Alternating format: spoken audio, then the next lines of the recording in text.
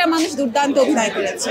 নাটক করুক কিংবা সিনেমা করুক, ওনার ক্যারেক্টার সবসময়ই ভালো লাগার মতো একটা ক্যারেক্টার। খুবই ভালো লেগেছে, মানে বোরিং লাগেনি। চক্কর ওভারঅল অনেক ভালো লেগেছে, থ্রিলিং ব্যাপারটা ছিল।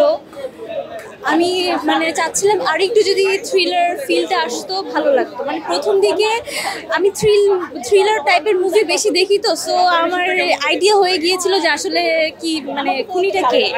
সো আরেকটু যদি থ্রিলিং ব্যাপারটা থাকতো ভালো হতো, বাট ওভারঅল সবার অ্যাক্টিং অনেক ভালো ছিল। খুবই ভালো লেগেছে, মানে বোরিং লাগেনি, পুরো ছবিটাই খুবই ভালো লেগেছে। Thank you. কারণটা কি?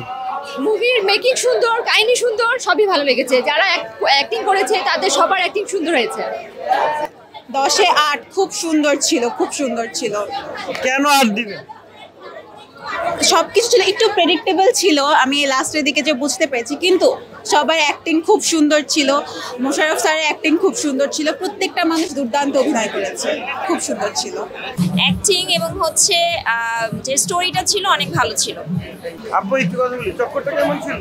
খুবই ভালো ছিল চক্করের। কেন ভালো লেগেছে?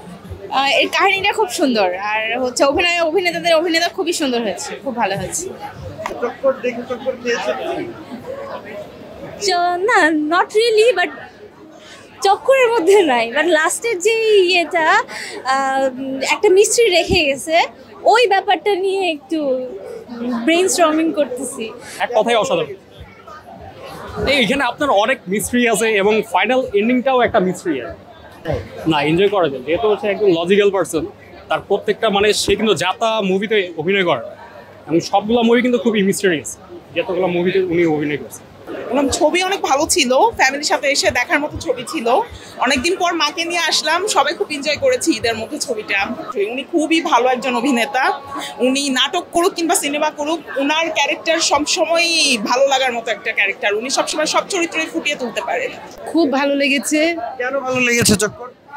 আসলে আশা যা করেছিলাম তার থেকে অনেক অনেক ভালো অভিনয় ছিল সবারই অভিনয়ের মাত্রা অনেক ভালো ছিল আমার কাছে মনে হয়েছে।